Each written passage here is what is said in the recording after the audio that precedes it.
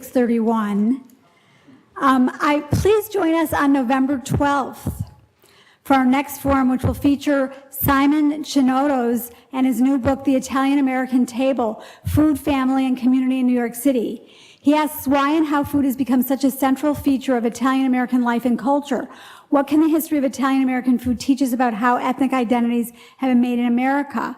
Looking at the historic Italian-American community of East Harlem in the 1920s and 30s, the Italian-American Table recreates the bustling world of Italian life in New York City and demonstrates how food was at the center of the lives of immigrants and their children, from generational conflicts resolved around the family table to a vibrant food-based economy of ethnic producers, importers, and restaurateurs. Food was essential to the creation of an Italian-American identity. Italian-American foods offer not only sustenance, but also powerful narratives of community and difference, tradition, and innovation, as immigrants made their way through a city divided by class conflict, ethnic hostility, and racialized inequalities. But tonight I'd like to introduce William Helmreich. He is professor of sociology and deputy chairman at City University Graduate Center and City College of New York, as well as director of the City College Conflict Resolution Center. He was also department chairman for 5 years, and he has held visiting posts at Yale University and Hebrew University. A former Woodrow Wilson Fellow, he is the author or editor of 14 books, including the just released The New York Nobody Knows, Walking 6,000 Miles in the City from Princeton University Press. What was I thinking? The dumb things we do and how to avoid them. Against all odds, Holocaust survivors and the successful lives they made in America, winner of the 1993 National Jewish Book Award from Simon & Schuster, The Things They Say Behind Your Back, Stereotypes and the Myths Behind Them, Doubleday and Transaction Books, Contemporary Issues in Society, McGraw-Hill, with Hugh Lena and William McCord, and The Black Crusaders, a case study of a black militant organization from Harper and Row. He has written for the New York Times, Newsday, the LA Times, and has appeared on Oprah, Larry King, CNN, CBS Morning News, and as a guest anchor on NBC TV News. Let me just read one short quote from the New York Times, Sam Roberts, this past weekend. He says, "The delight is definitely in the details of William B. Helmreich's The New York Nobody Knows, Walking 6,000 Miles in the City. Professor Helmreich, a sociologist at the Graduate Center of the City University of New York, invites readers on a romp through largely unexplored neighborhoods that is as entertaining as it is enlightening." Please buy this book. This isn't from Sam Roberts, this is from me. It is 40% at discount. We're selling it for $20, so please buy it afterwards, and Bill will be happy to sign it. Without further ado, Bill.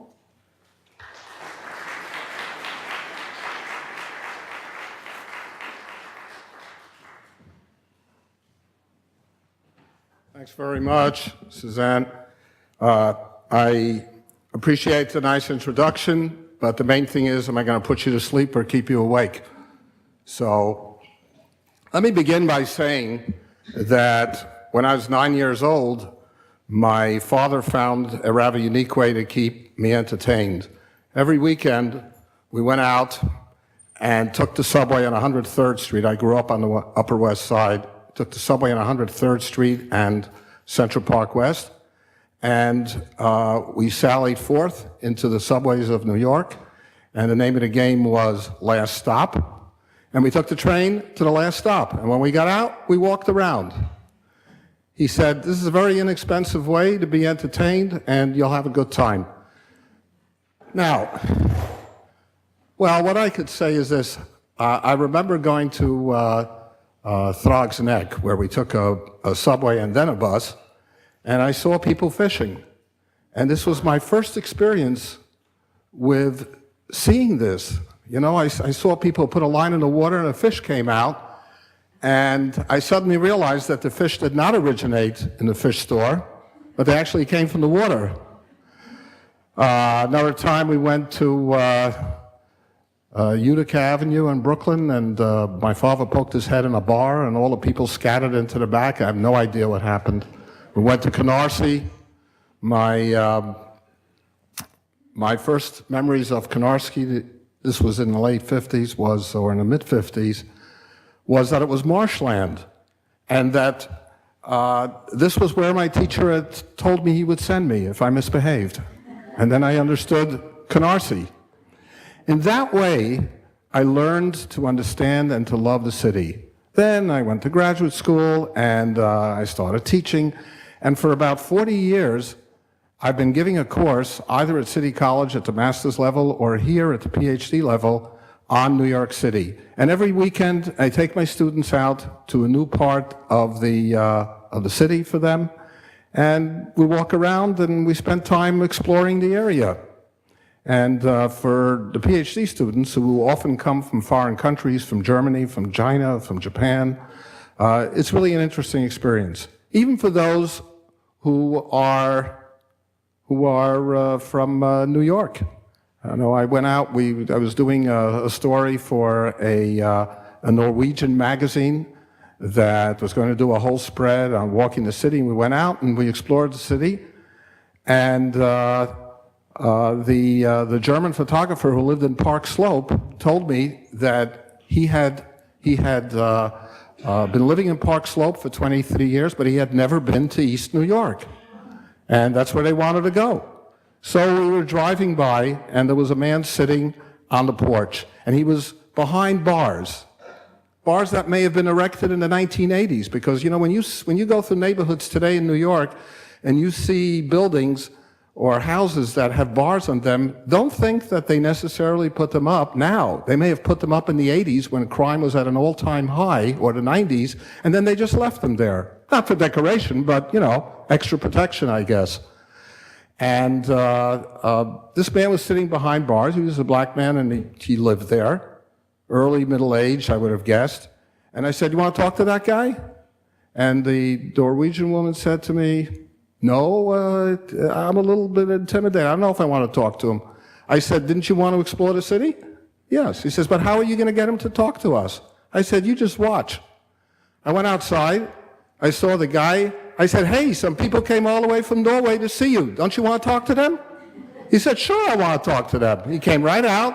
We had the whole conversation, no problem. And that, by the way, is how I did this book.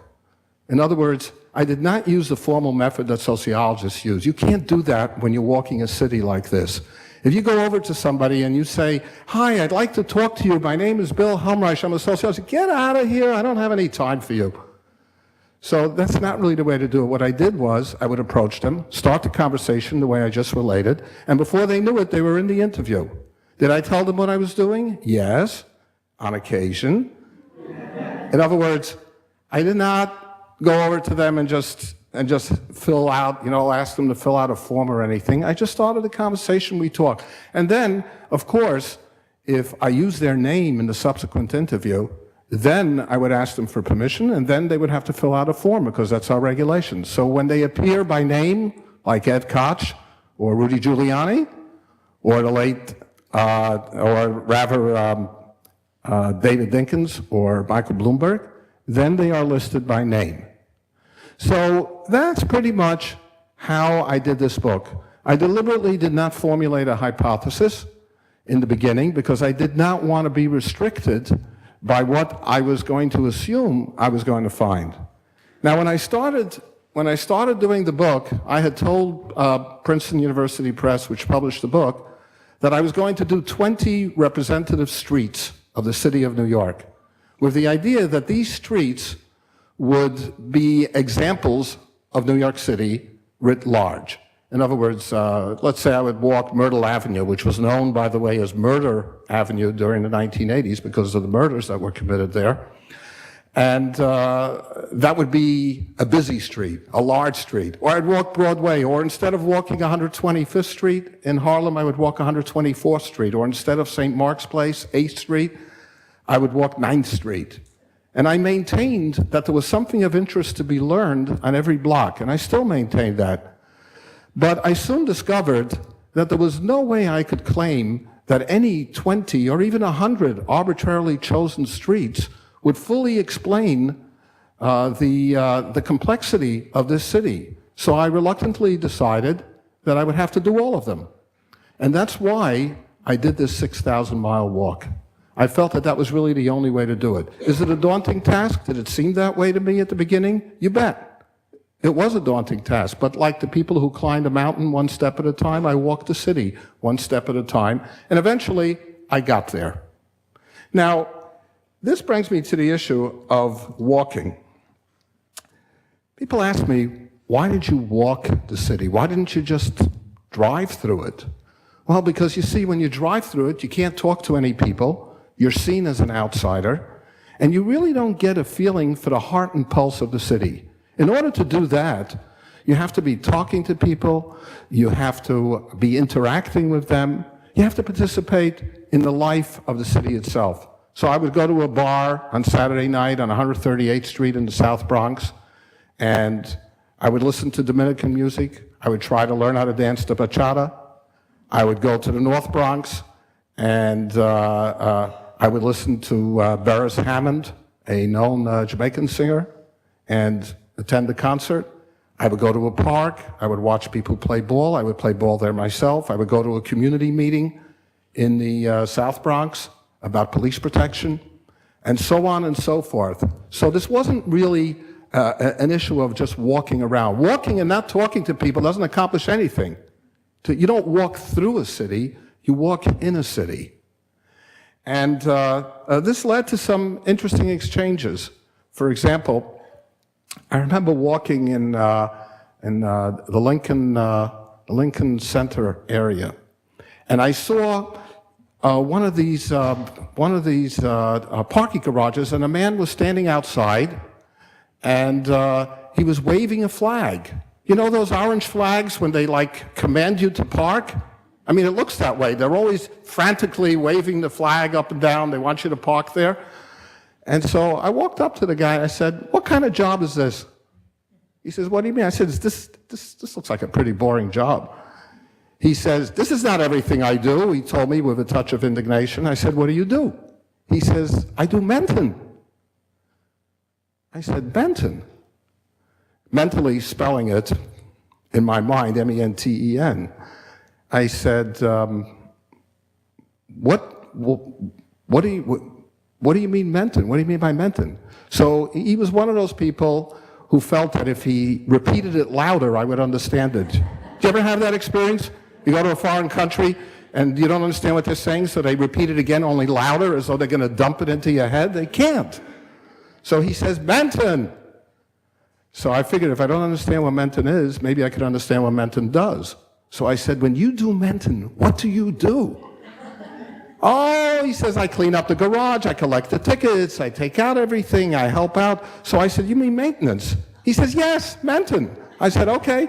He ruined it. Listen, the man was from a Central American country, he did not speak English well, and that was his understanding of the word. So I'm looking at him, and I say to him, "Do you mind if I wave that flag of yours for a minute?" So of course he became concerned for my welfare. And he said, "Are you okay?" I said, "I'm fine, I'm a professor." "Oh." And he said, "Okay, sure." Now, my being a professor had nothing to do with waving the flag. But then again, everywhere I went in New York City, this happened. I would go into a store or a real estate office, for example. I'd say, "Can I use your bathroom? I'm going to California next week." They would say, "Sure."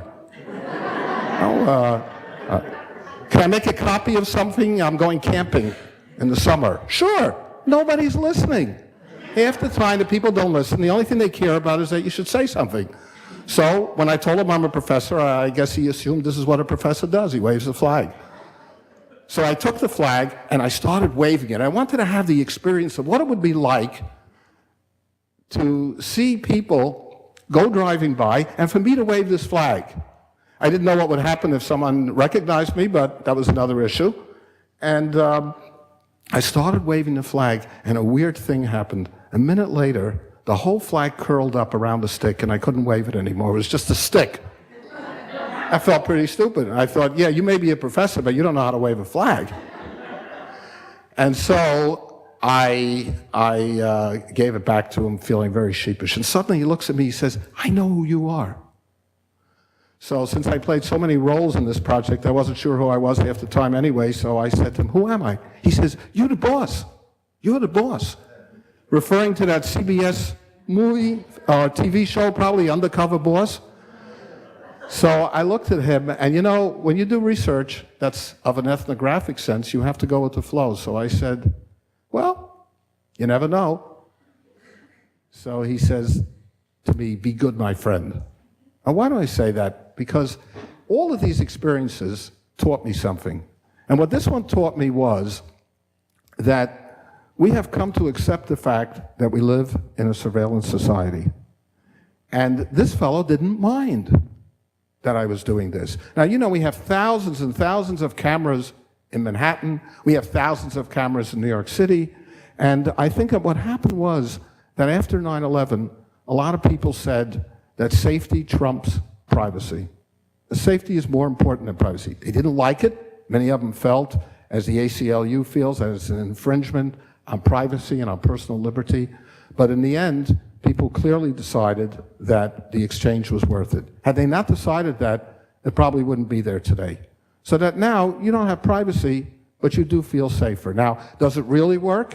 First of all, a lot of the cameras don't work so well, and many of the times people don't even look at the cameras. But the reason they work well is, as one criminal with whom I interviewed told me, listen, I'm afraid of the cameras. I said, why are you afraid of the cameras? He says, I'm afraid because even if no one saw you commit the crime, the camera did.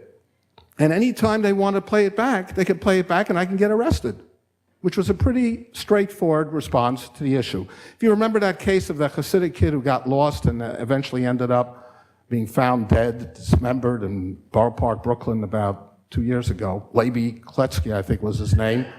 That case was solved because of the cameras, because when he walked by a locksmith, the guy's camera was whirring.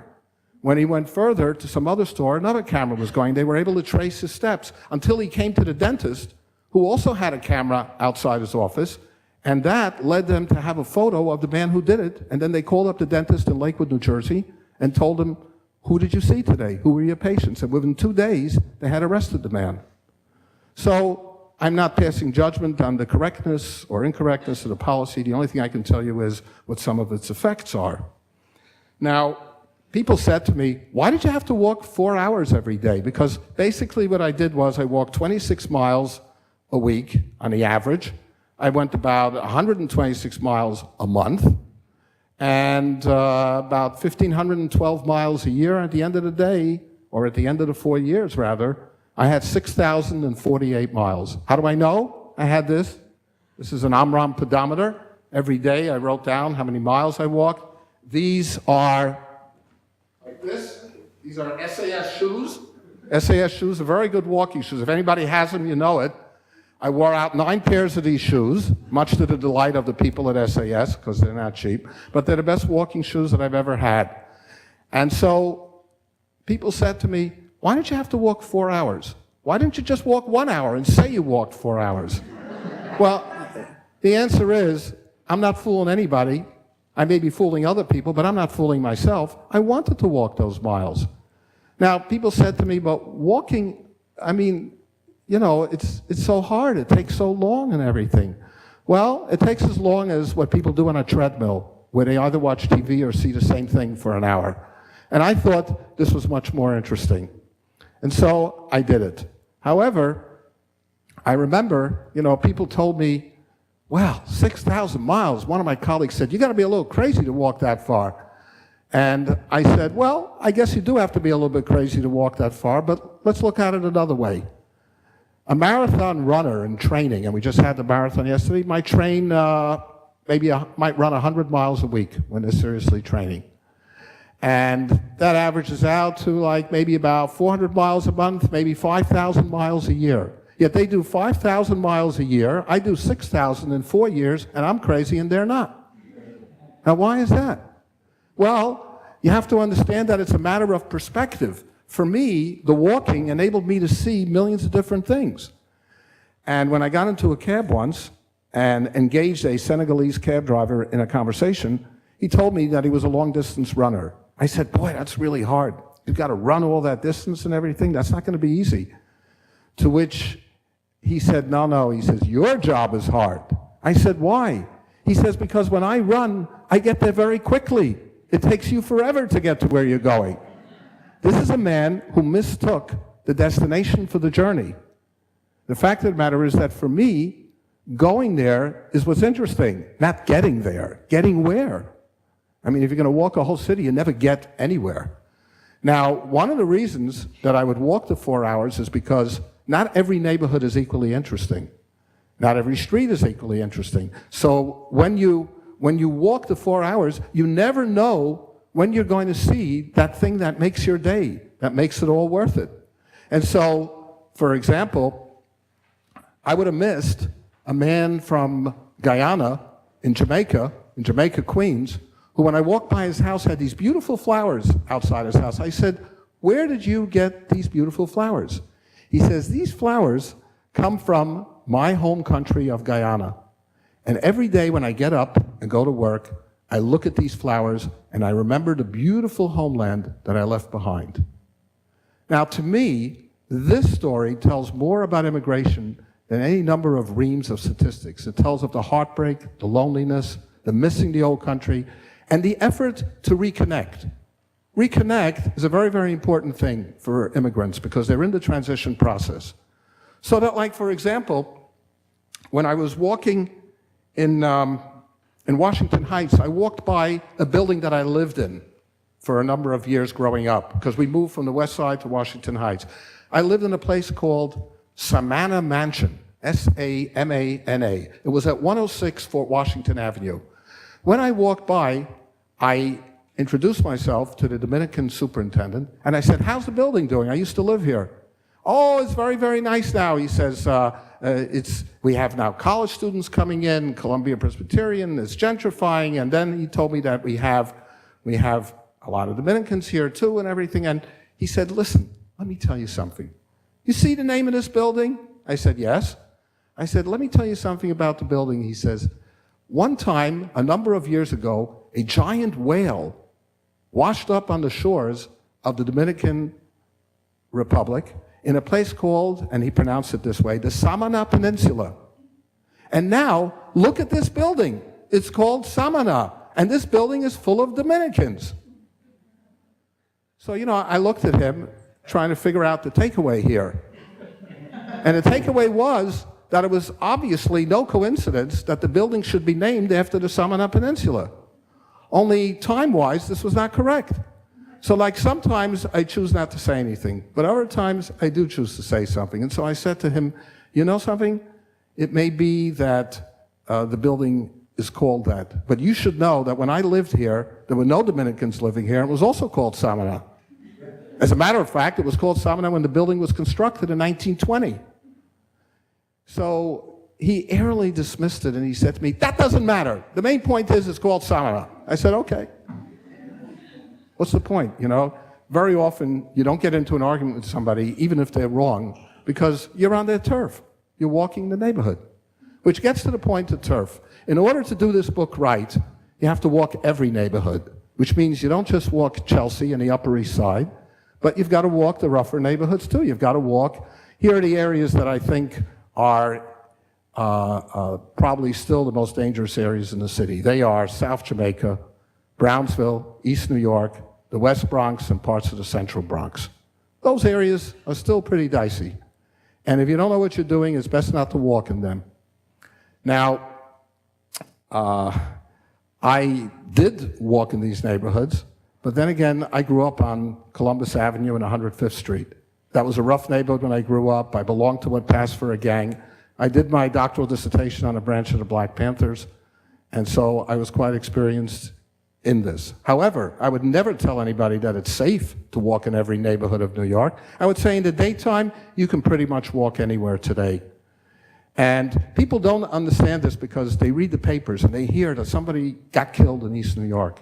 What they don't realize is that the odds are so low against you being at that location because, first of all, East New York is very large as a neighborhood, but second of all, you'd have to be on that exact spot at that exact time on that exact day, and there the odds really go down. You don't hear about all the time that people walked around East New York when nothing happened because that doesn't make news.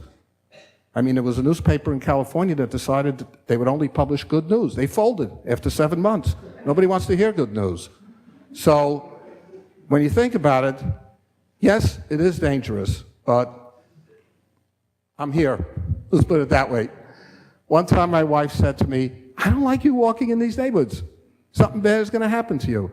I said, don't worry, I can deal with it.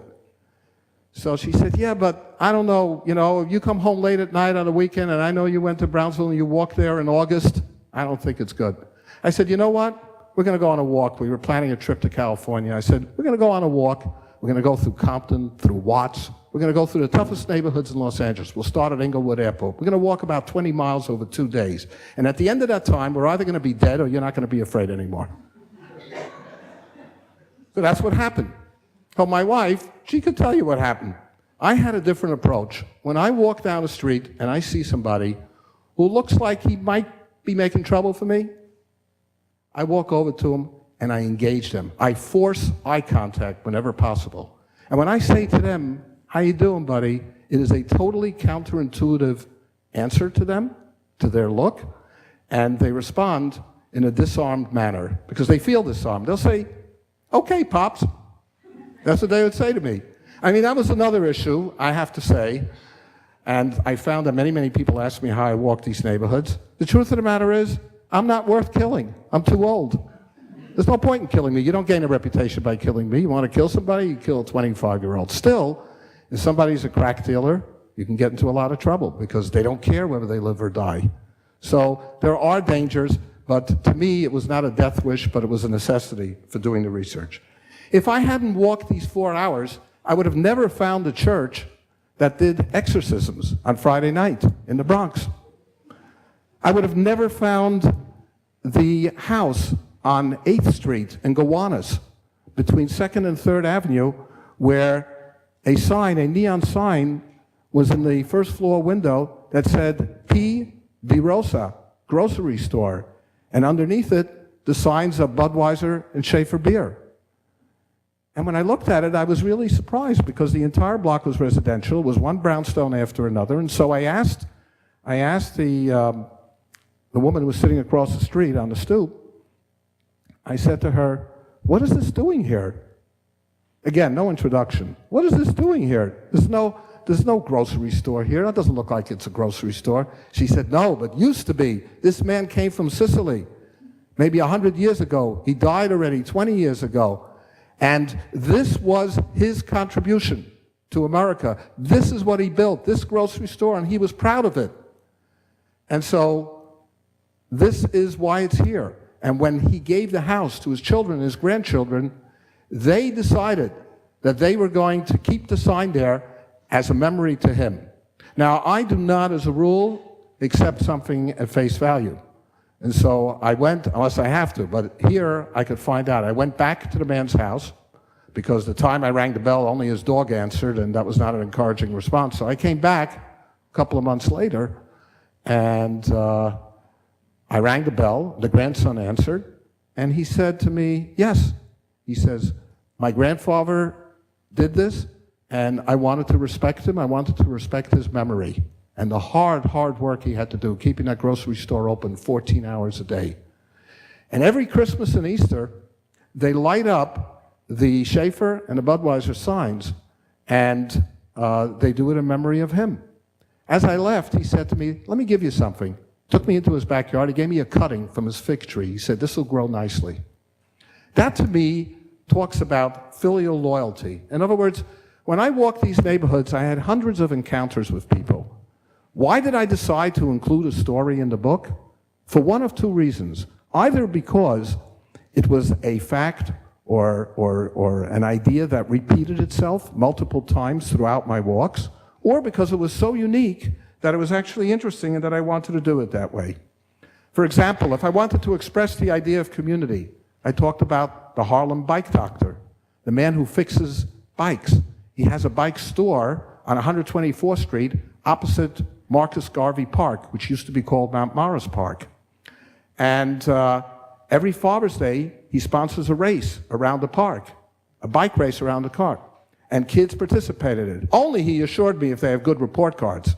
But he is really a community figure. He's the type of person who keeps a community together. Just as somebody who decides in Staten Island that they're going to make sure that the park stays neat, that it stays cleaned up. These are people who are the glue that holds this community together, which brings me to another issue. The most striking conclusion for me of this book and of this long journey is that New York is a city made up of hundreds of diverse communities, almost like they are villages. And that when people live in these communities, be it Marine Park or be it Sunnyside, Queens, or wherever, they regard these communities as their cities, and they regard the block they live on as their block. They say, on my block, and they mean it. And for them, this community is what makes it worth living. At the same time, though, we have to remember that if that's the case, why is New York City different from, say, Nebraska or Kansas? They got hundreds of communities there, too. And the difference is as follows. When you live in a community on the outskirts of Queens or wherever you may live, Cambria Heights, Garrison Beach, when you live in a community, there is a bus there or a subway, and you can get on that bus and subway, and you can be right in the middle, right here, in front of the Empire State Building. You can be in the middle of a city that is a 21st century global city, technologically advanced, and you can be in a place that has a very sophisticated air about it, and that is a sophisticated city. You can't do that in Nebraska. You can go to Omaha, but that's not quite the same. And so therefore, this city is really unique. It has both small town aspects and it has large city aspects. They vary from place to place. Staten Island, for example, very different from certain parts of Manhattan. But even in Manhattan, I found all sorts of things that people don't really explore. They say they live in Manhattan, but the truth of the matter is that there are parts of Manhattan that they don't go to that, as I learned, are worth going to. You see, when you do a city systematically, block by block, you end up going to places that you would not have gone to if you were just casually strolling through. A lot of people will tell you, I come from Flatbush and I know Flatbush, but the truth is, they may not. Why? In the same way that I didn't know every block of my neighborhood, they don't. Why didn't I know every block? Because there was no point in walking every block. I went to the street where I went to school. I went to the street that had a park to play basketball in. I went to a store that I went to, but I didn't walk every block. When I lived in Washington Heights, I walked 163rd, 164th. I didn't walk 162nd. I walked 161st, but I didn't walk 159th. And that is true of everybody who lives in the neighborhood. We have patterned ways of walking, and those determine what we do. What would I have learned about crime if I hadn't walked around the city? Well, let's put it this way. Crime is a relative phenomenon. I talked to a woman outside the Jackson Houses in the South Bronx, and I said to her, what's this neighborhood like? She says, are you kidding me? She says, it's dangerous as hell here. I said, it's really dangerous? She says, oh, it's getting worse all the time. This was about 3 years ago. I said to her, do you realize that in 1992, we had about 2,200 murders here? And today we have about 500 in the city? I said, that's almost an 80% drop. And you know that this past year it was like 414 or something. And she says to me, is that so? Well, let me tell you something, mister. If there's 500 murders a year in this city, 400 of them is happening right outside my window.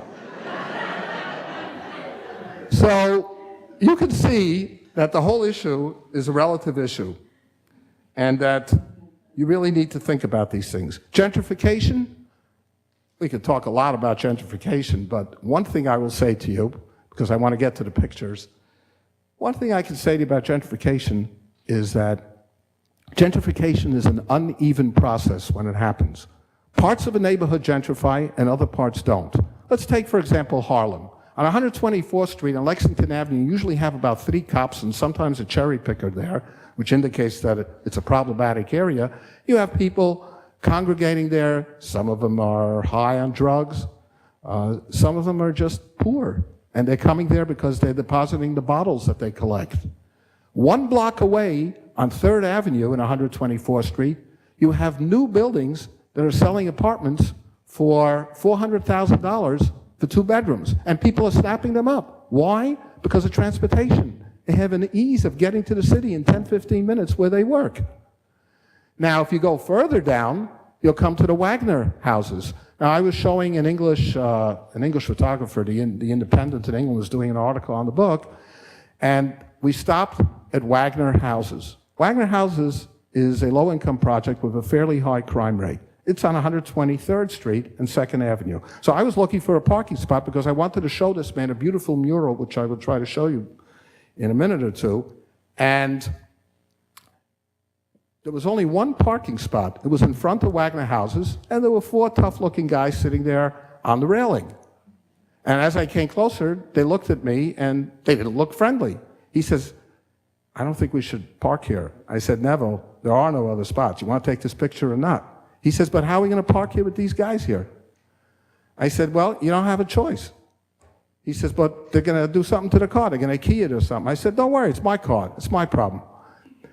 He says, all right. So we got out. I walked over to these guys. I said, you know something? I am so happy you guys are here because as long as you're watching this car, ain't nothing going to happen to it. And they just started laughing. And I said, back in 15, I went, we did the mural, we came back, I thanked them, and we drove off. But the Wagner Houses is right next to the $450,000. Now, the interesting question, which I'll answer more expansively if you ask me, about why it is that today people don't care that there's a crime rate a block away from where they paid $500,000 for an apartment. That's an interesting question. The interesting question is that today, by and large, people don't run. In the 40s and 50s, they ran. The joke then was, the bittersweet joke was, that integration is what happens between the time the first black person moves into the neighborhood and the last white moves out. Sad to say, that was true. That's not true today. So these are things you have to consider. Now I want to go through some of these photos. Hopefully it will work. Is there a walking mic so that if I walk over there? No? Only stationary. Okay, so then I'll stand here. Now, this is an interesting picture. Pardon me? Of course. Go ahead. I don't know how to do it. But you're right. We'll see it much better because it's far away from you and it'll be clearer. This is a mural dedicated to the memory of Bobby Sands and the IRA freedom fighters, as they call themselves. And those are the photographs of these freedom fighters. And you can't see it well from here, but on the edges, on the top left and on the top right, you'll have a picture of Malcolm X, picture of Mahatma Gandhi. And so I was very interested because I came across this, as it happens, on 124th Street. And I could not understand what this mural was doing here because it's not an Irish neighborhood. So when I asked around, people told me it was put up to indicate solidarity with the black community and its struggles. Well, a nice, heartwarming story, but what if it's not true? So I went into the police station, and I figured the PPA is made up of a lot of cops of Irish descent. I'm going to ask them. I said, where did this mural come from? And they directed me to a man named Brian McCabe, who has an office in Rockefeller Center, and who was the representative of the IRA.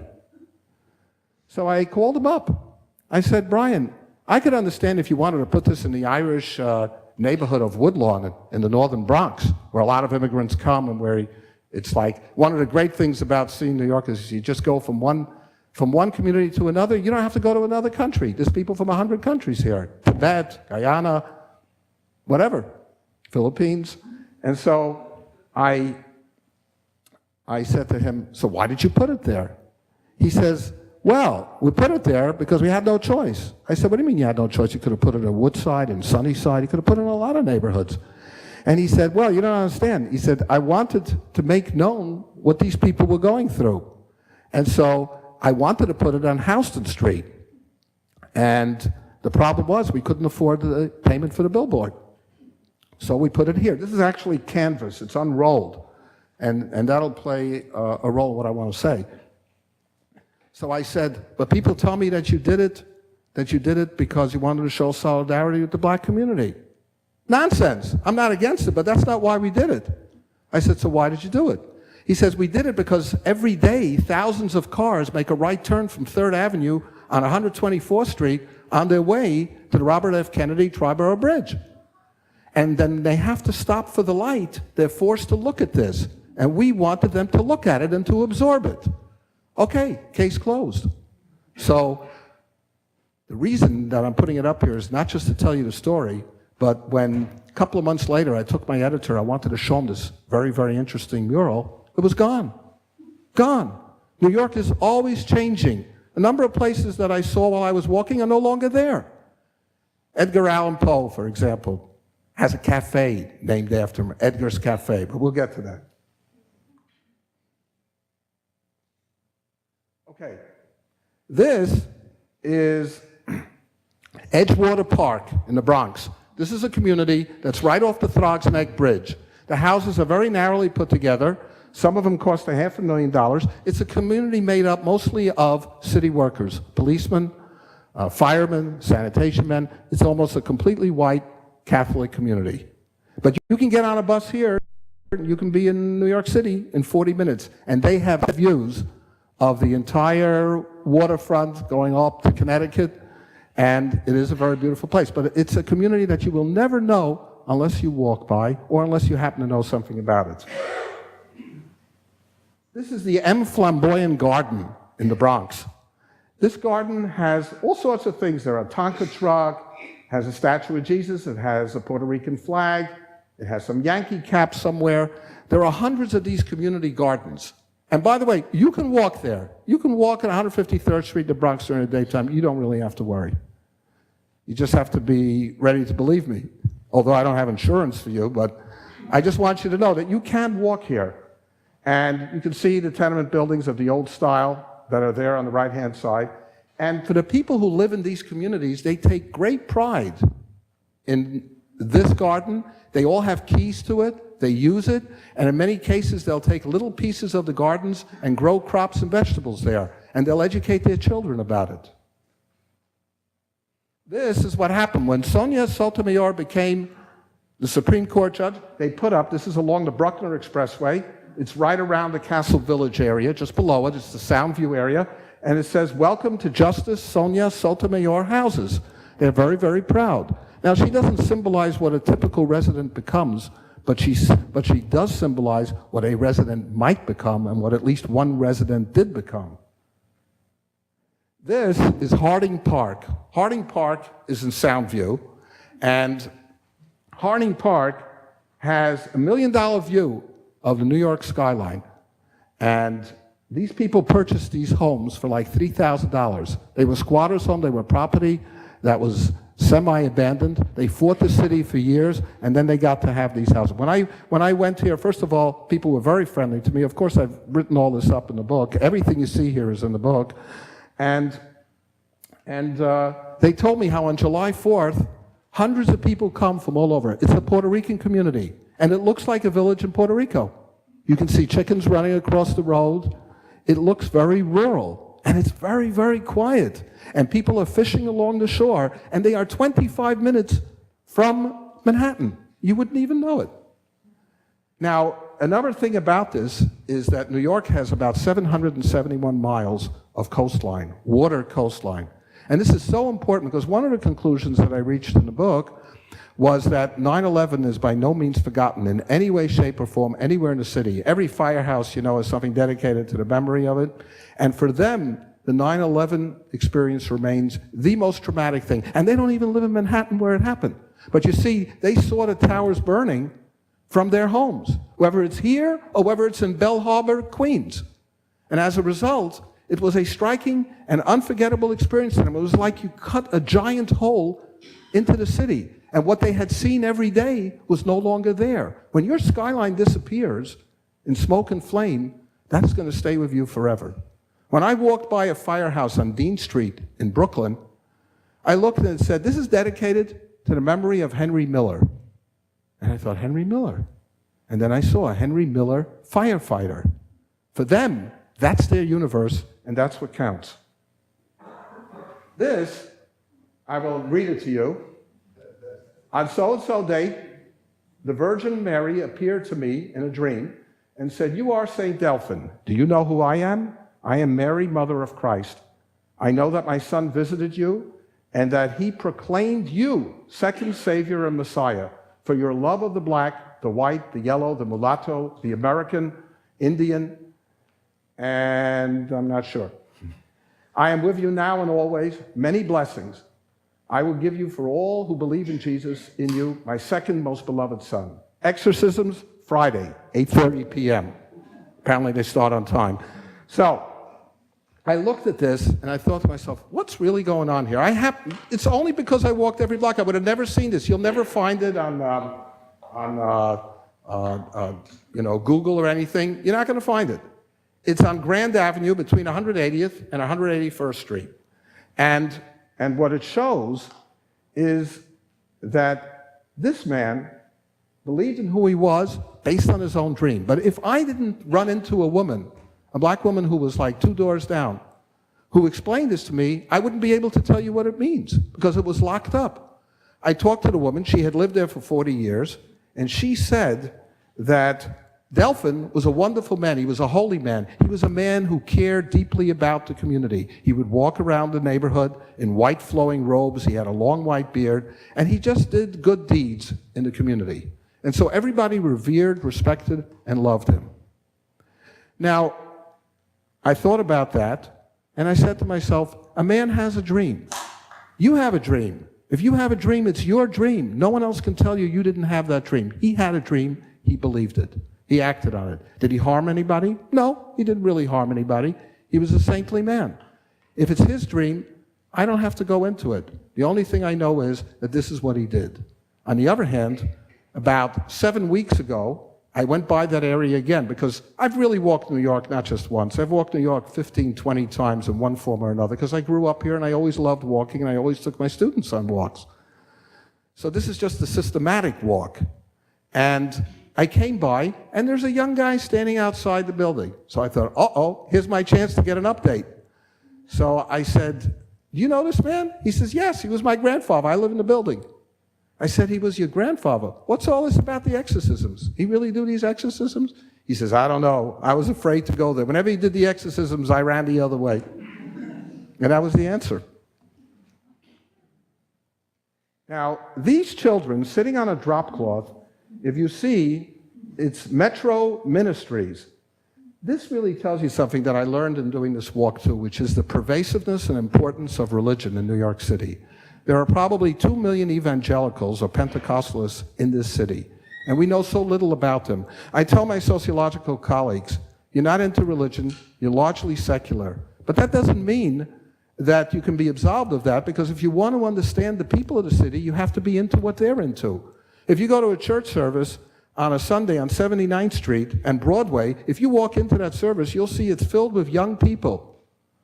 Young people, white, black, Asian, they're just there and they're interested in it. Now, this comes from ministries that actually started out in Northern Ireland and that are located on Menahan Street in the Bushwick section of Brooklyn. And these children gather, the ministries come to different parts of the city, in the Bronx and Brooklyn. And the parents of these children know when they're coming. They usually show up around 3:30 or 4, some on Wednesday, some on Tuesday, some on Monday.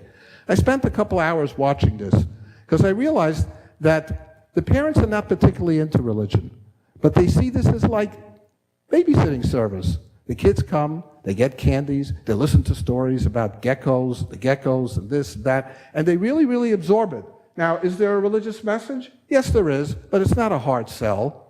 You know, they just do this, they give out refreshments, and they go somewhere. And this is part of the community life. Just as you may think of the Museum of Natural History in Manhattan as being the place you go to, but the mobile trucks that go to the outer boroughs have skeletons and have exhibits and everything, and people get on these, they stop in front of schools, and people get on these mobile vans, and that's their experience. And it's not because they can't afford to go to the museum, it's just it takes too much time from the school day. Now, this is the Hallelujah, Praise the Lord auto sales. I found this in Flushing, which says, my Father created heaven and earth. And then there's something from, let me just be sure I see it. Yes. On the bottom, the license plate reads Isaiah 58. This man is obviously into religion.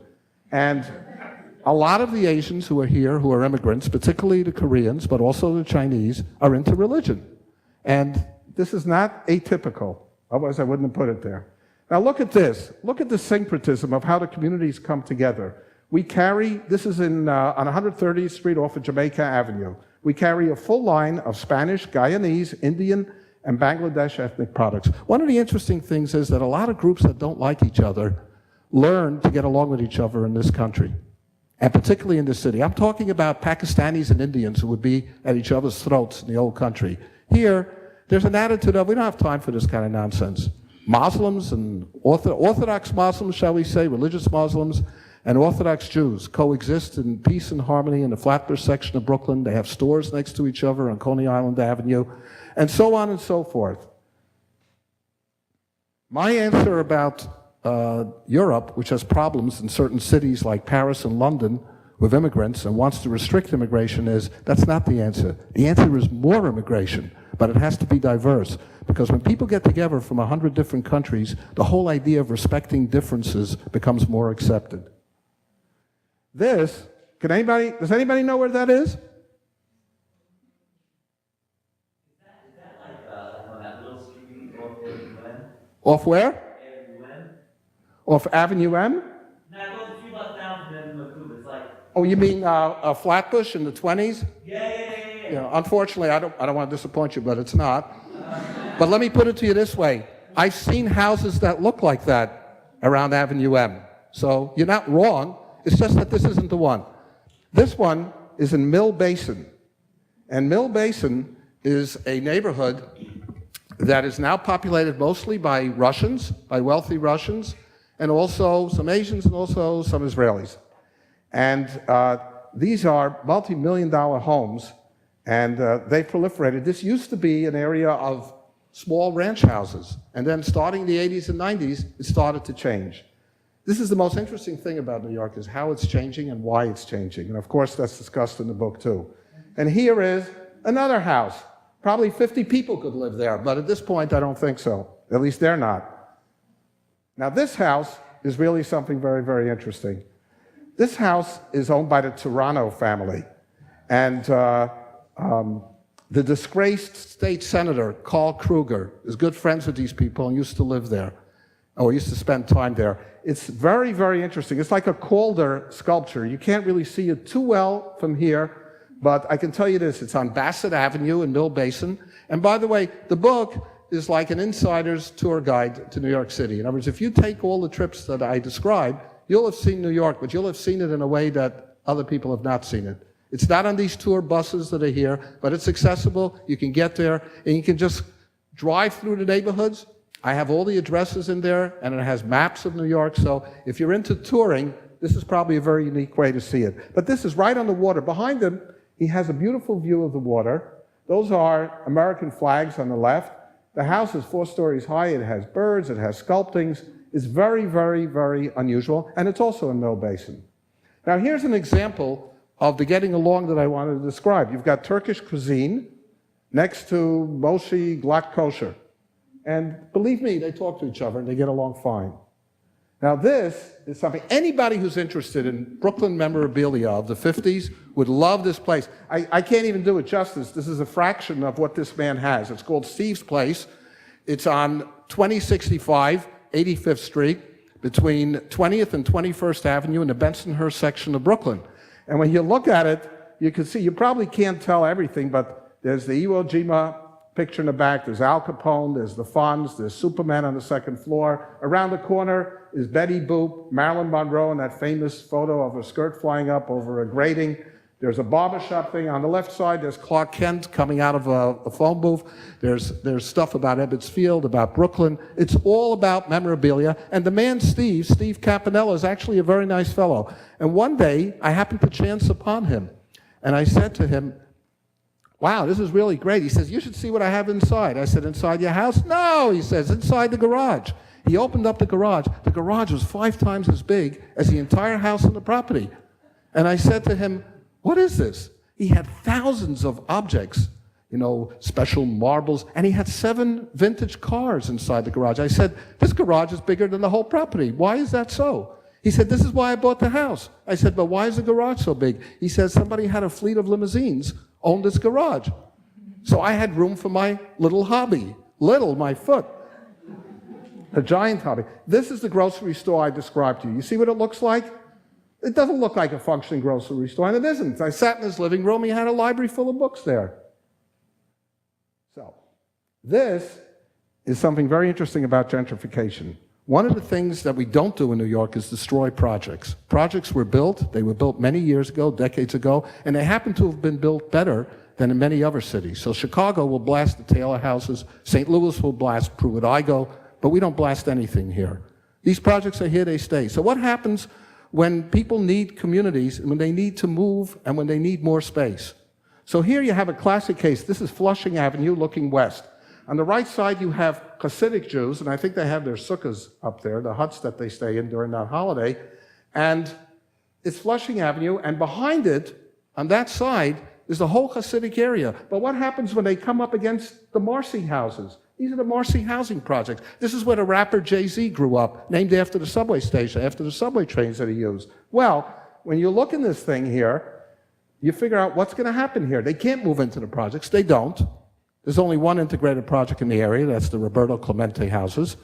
And what they do is they go around the project. And so now the Hasidim are, I wouldn't call it gentrifying. They're not exactly your typical gentrifiers, but they're gentrifying Bedford-Stuyvesant.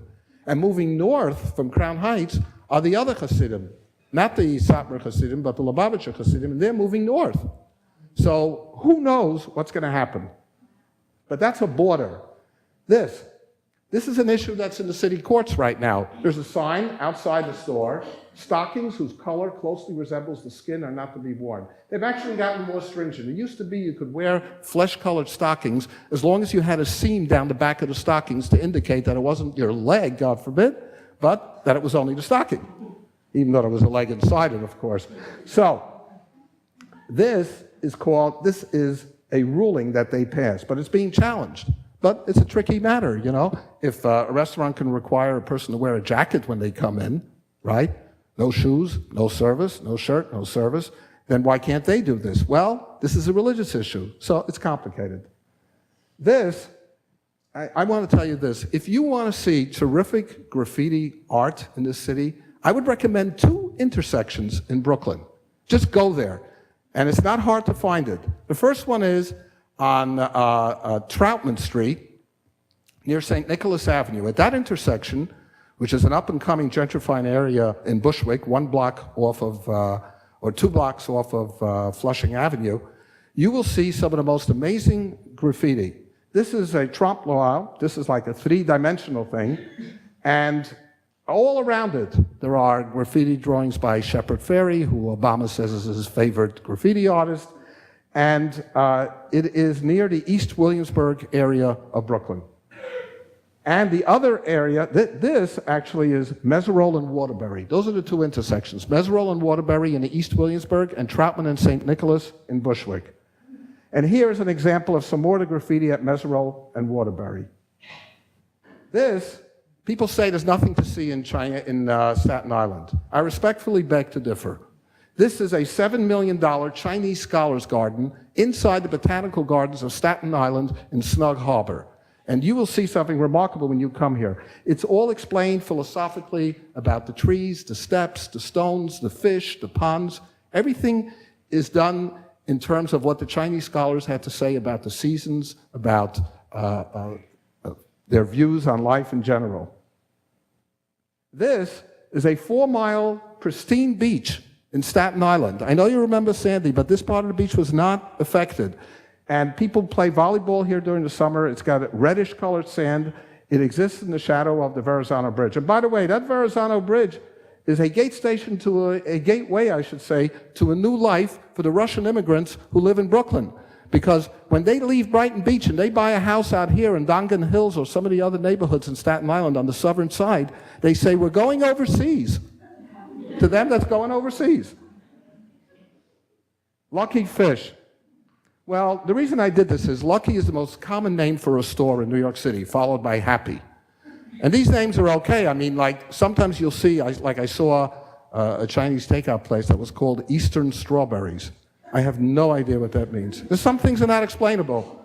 And But you know, when I think of lucky, a lot of immigrants come here, they play the lottery, the delis, the grocery stores, they sell them. They're lucky. They get a lucky number, so it makes sense that it's called lucky. But lucky fish? I don't think the fish are lucky. Not if they're in there, they're gone. This is Hell's Angels next to New York Law School. Those apartments on the right side of it are where law students from New York Law School and from other law schools live. They live right next to Hell's Angels. So you know what the reputation of Hell's Angels has been. So I asked them, how do you feel about that? They said they don't mind. They protect the neighborhood.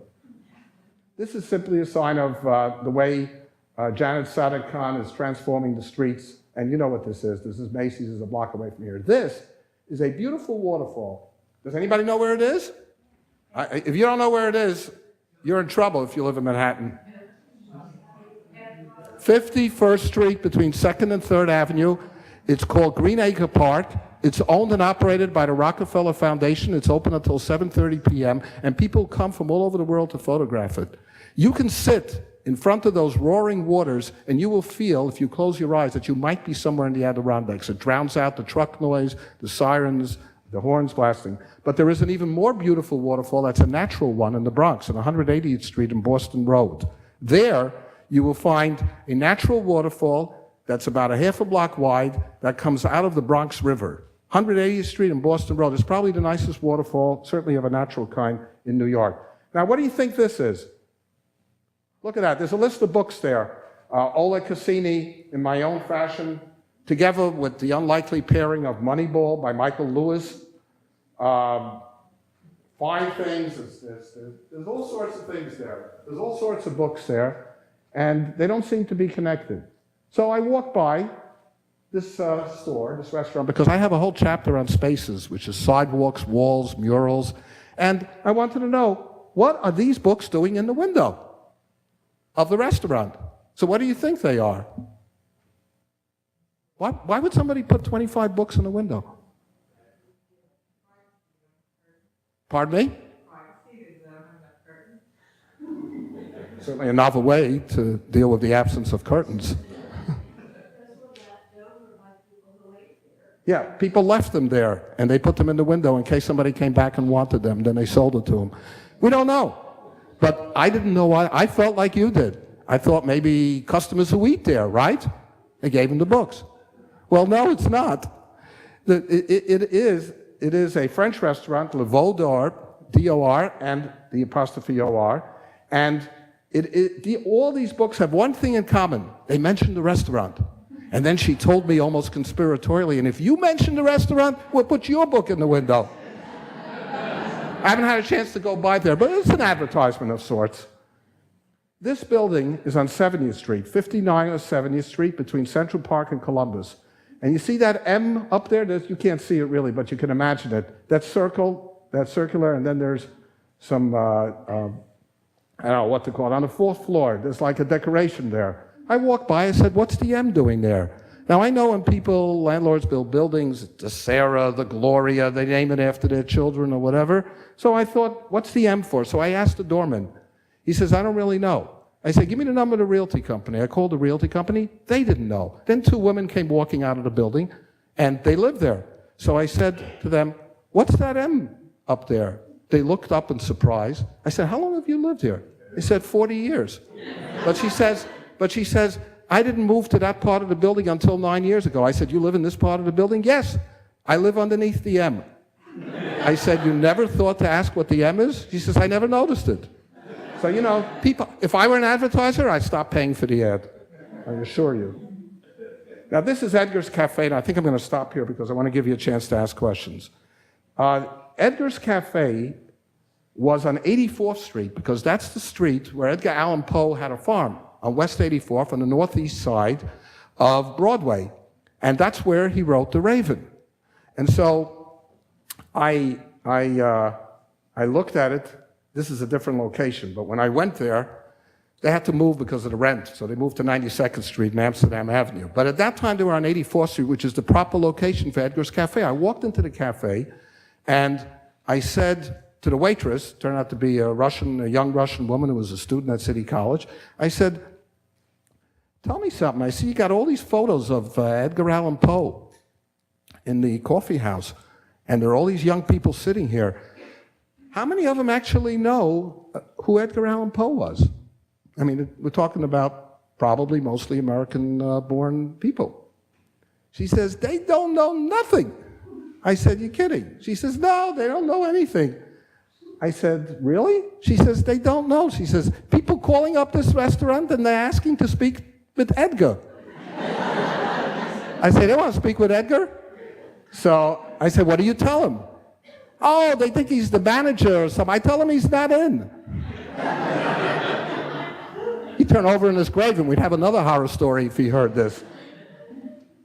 So I learned that here is a student, and she is in this country for 3 years. She's from Russia, and she can trump Americans in the knowledge game. And she knows what it is, but the other people don't know what it is. And then, of course, it moved. So, in conclusion, what I would like to say to you is this. I believe that this is a fascinating city, that there's so much to explore, and that even though you're all New Yorkers, and you're all sophisticated New Yorkers, and you know everything about the city, I think you're going to find it the way I did. When I walked through these streets, I learned so much more. I learned so much more than I'd learned in the previous years of my existence, just by walking these streets, just by being open and by asking questions. So what I would say is, the next time somebody comes to visit you in New York, you know what you should tell them? Welcome to the world's greatest outdoor museum. Thank you very much.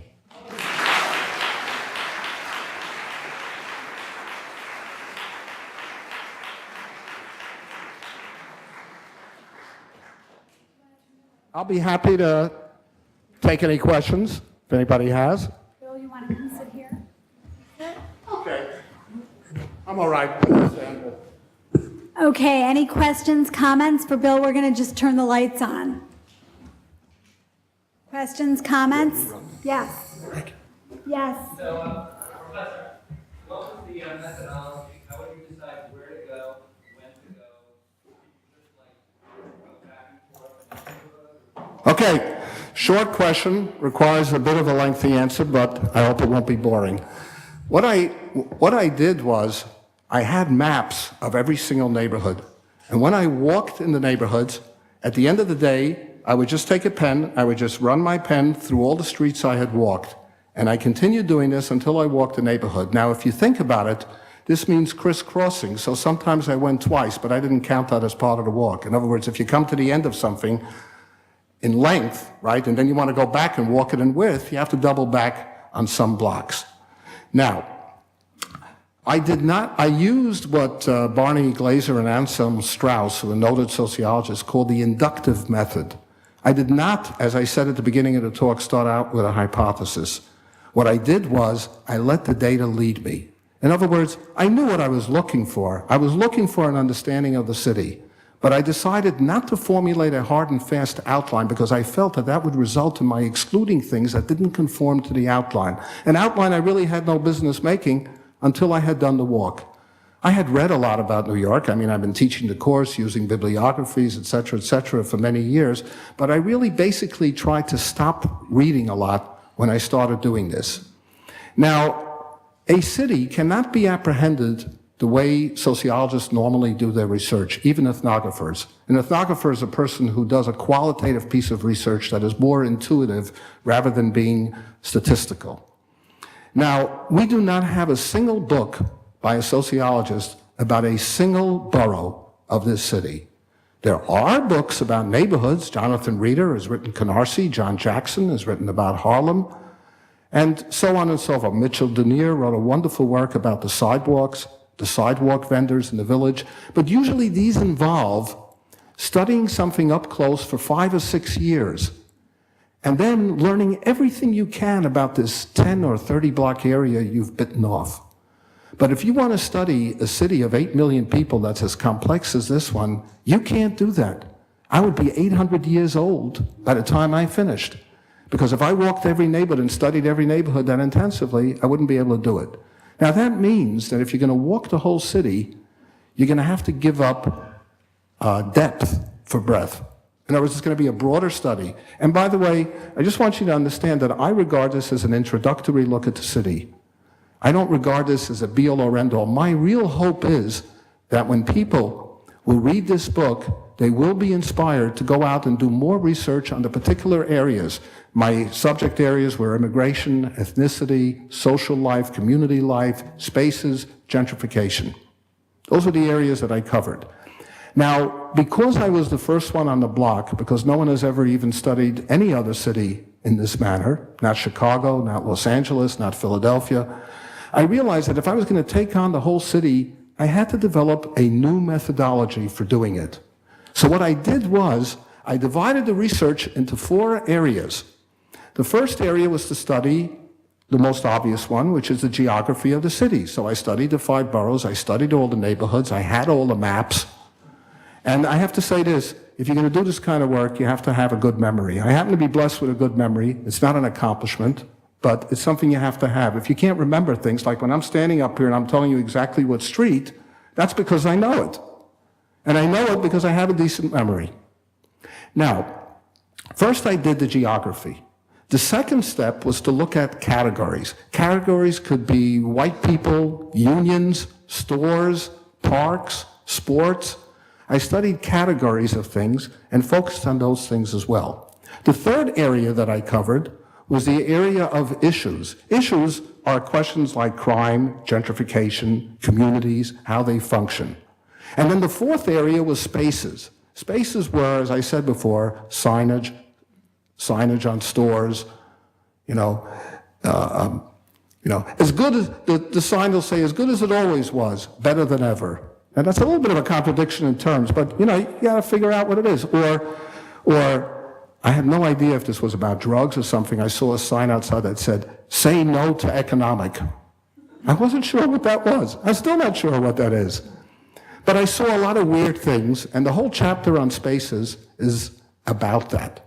Now space is also a view. For example, the people who live on Chittenden Place in Washington Heights, now renamed Hudson Heights to attract buyers and drive the prices up, still the same Washington Heights. When you live there, you have a tremendously beautiful view of the Palisades, which is still pristine. It's owned by the Rockefellers. It hasn't been developed. So basically it was geography, space, issues, and categories. So that was a methodology. But I do want to say this. If you want to study a city, you can't wait for good weather. Not in New York. Maybe in San Diego, but not in New York. And that if you want to do that here, you have to go in the winter and the summer, you have to go when it's cold, and you have to go when it's really hot. If I wait for the ideal day, like we had this wonderful weather in October, forget it. It would take me 10 years to do the study. I did it in 4 years. Why? Because I really worked very, very hard. That's really the only answer I can give you. In other words, when you write, you got to work 14 hours a day. You got to glue your butt to that chair and not leave till you finish. And there's no checking your email 5 times a day, or you'll never get anything done. That's just procrastination. I realized I didn't have all that much time, and I wanted to finish it. Any other questions? Oh, you call. Yes. Sorry, I'm Yes. getting some water. Yeah. Yes. Thank you. Tell me, please, what comes to your mind when you hear Radio City Music Hall?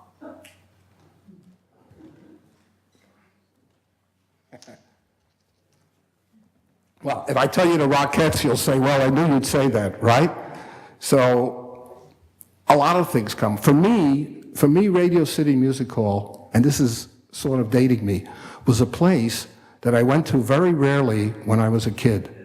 And that meant a great deal to me, precisely because I didn't go to it very often. But what did you mean by your question?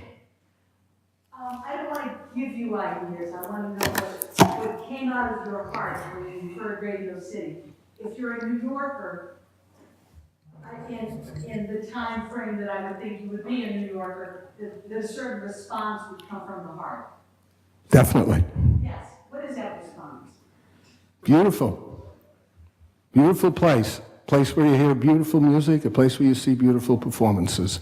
And to me, it was always special. By the way, when I was growing up in that era, the whole area around there was special. Not just Rockefeller, just not Rockefeller Center. Oh yes, the ice skating rink, but then again, you have ice skating going on right now today in Bryant Park. But it was going to those theaters in the downtown part of the city, which I thought of as downtown. When we lived on the Upper West Side, we didn't call it West Side, we called it Midtown. And that area was downtown. and they had the Rivoli Theater, and they had other theaters there on 47. They had, what my memory of Warner Brothers was, yes, Cinerama, but it was also Michael Todd's failed vision. He had an idea that he would have something called smellorama. You would see something, and the odor of what you saw came out. So there was this travelogue through Africa, and I went to see it. And when the tiger smell came, everybody fled the theater.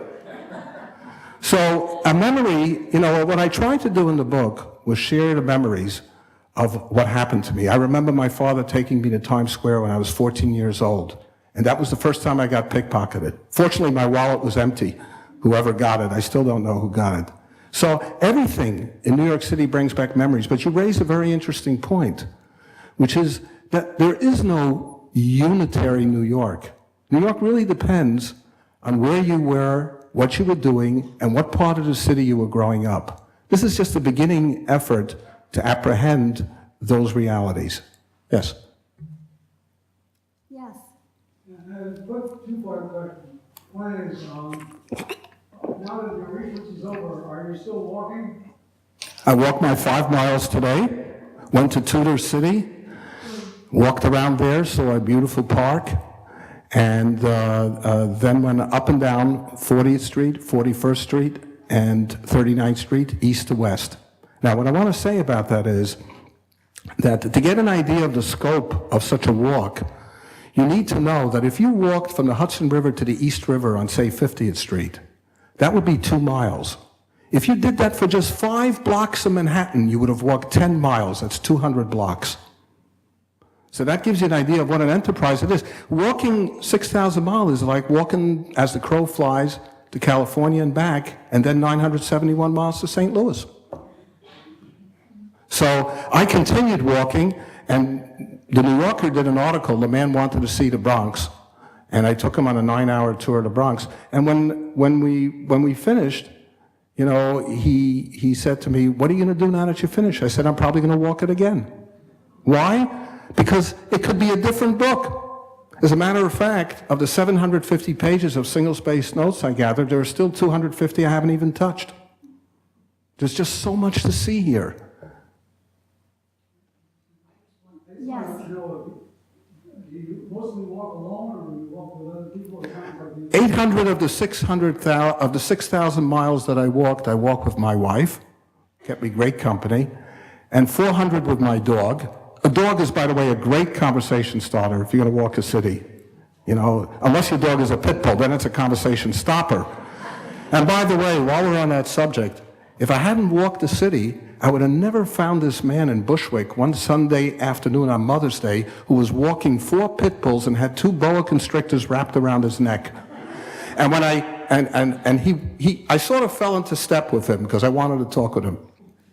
And he said to this woman who was approaching with her small daughter, he says, would your daughter want to pet these dogs? And she looked like, no, you want to pet these dogs. And then he went to somebody else, and the man allowed his daughter to pet the dogs and allowed the boa constrictor to wrap itself around his daughter's neck. Now in Manhattan, if you did this on the Upper East Side, if you walked 4 you'd be arrested in 2 minutes. I mean, there are many different cities that are functioning here.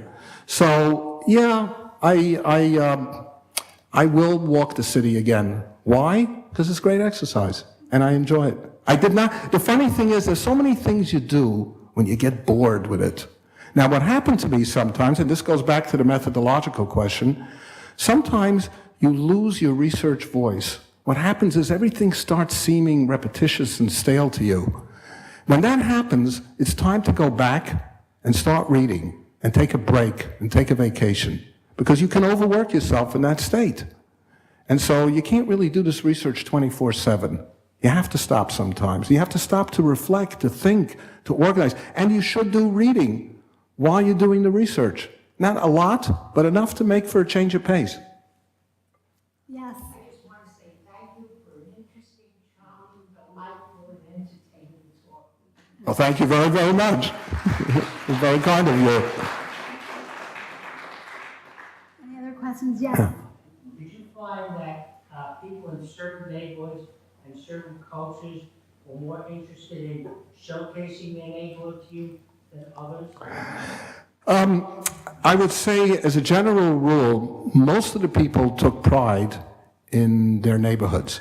But I remember going to Harlem, and they told me that it was right outside the Magic Johnson theaters, and they said something about one of the movie stars, they said Samuel Jackson was here. They said, this Harlem ain't no dump anymore. He says, Harlem is in now. And they took great pride in the fact that their neighborhood had become an in neighborhood, because Harlem is rapidly gentrifying. I do have to tell you, though, I talked to some people there, and they complained about the neighborhood and the way it's going. They said there's too many white people moving in. Just want you to know that. It's a reverse, but that's what happened. I do also want to add that almost nobody refused to talk to me throughout this long, long walk. Some people poured out their hearts to me, told me stories of broken relationships and all sorts of other things. Yes, I can take Yes. that question if you don't mind. Walking business area, and then possibly, Every business area. is there an example of something that, that you learned that surprised you? Yes, one of the interesting things that I learned is that the satellite shopping centers of the outer boroughs are such that some people never venture into the city to buy anything. It's all purpose, they can buy anything they want, but it's not of as good quality. And so all the stores there, TJ Maxx and, you name the stores, Payless, etc., are there. They're there in the hub. The hub is 149th Street, where 6 streets come together. And a lot of people do their shopping there. If you go out to Queens, a lot of people do their shopping in the 160s along Jamaica. If you go to Brooklyn, they do it on Fulton, they do it on Pitkin Avenue. The point is that we have parallel existences, and I want to say this about gentrification too, which is that many times gentrification does not involve going native or exploring life with the people who are there. Very often, gentrification means different people living side by side. But one of the problems we have about gentrification is the issue of whether or not it displaces the poor. This is a major, major question. I ran a session on it at the summer meetings, and there are conflicting opinions about it. But all I can say is this: a city that gentrifies has to be very, very careful. On the one hand, if you cannot attract the people here and you cannot make the city safe, then you're going to lose the tax base and people are going to leave. And that's what Cuomo meant the other week when he said, if you want to talk about taxing the rich, that's fine, but when you tax them beyond a certain point, they leave. On the other hand, the city that wants to lay claim to being a world-class city cannot forget the needs of the poor. And I am fully in support of the idea of building much more affordable housing in the city. Because when people get new housing like they did in the South Bronx, they take pride in it and they take care of it. You have time for 2 more questions. Yes, in the back. Yes. Did you conduct all of your interviews in English? Yes. And would you have gotten a different story had you been able to converse in Spanish areas in Spanish? Yeah, it might have been, but to tell you the truth, first of all, you can't know. It's like the Robert Frost poem about the road not taken. If I didn't do it, I can't be sure. But I have a hunch that I would have gotten more information about the people, because whenever you talk to people in their native language, but I did have a way of getting around that. I would often, if I talked to someone who only spoke Spanish and I wanted to talk to them, I would find somebody who was bilingual, and they would help me. For example, on Wadsworth Avenue and 192nd Street, I found these beautiful, beautiful carvings into the sidewalk of tulips and flowers and all sorts of other things, and I wanted to know who did it. So I went to the building, I looked down the directory, and there was only one name, Supt, S-U-P-T, which, as you know, means superintendent. He answered the door, and it turns out that he was the person who did those drawings. Now, he'd been here for 27 years. He came from the Dominican Republic. He didn't speak a word of English, but his daughter did. And she invited me into her house, and I saw the beautiful paintings that he had done in his own house. And I recognized that this man takes pride in what he did. It's not just about cleaning the building, it's about what's outside it. And by the way, it teaches you a lesson. Don't always look straight ahead or up when you're walking. Look down also. One more question? Last question. Yes. The lead-in here was your relationship with your father. Could you describe what sort of person he was that created this sort of interest in you? I think that was It's an interesting question. My father was a man who told me, we lived in a poor neighborhood. He said to me, I can't protect you. So if I would get into a fight with somebody, he would say to me, was he bigger than you? I'd say no. He said, how many of them were there? And if I said one, nothing helped me. He told me to go outside and take care of it. He said, I can't protect you. On the other hand, if there were 2 or 3, then he would go out for me and for my brother. So what I would say is that he inspired me because he was a person of the city. He was a person who walked around the neighborhoods, who was friendly with people from every background, and who really taught me to love and respect other people and to understand their cultures. And this walking around really exemplified that. Okay, thank you very much. Appreciate it. Please come out and buy the book. It's $20, and Bill will be happy to sign it for you. Thank you so much.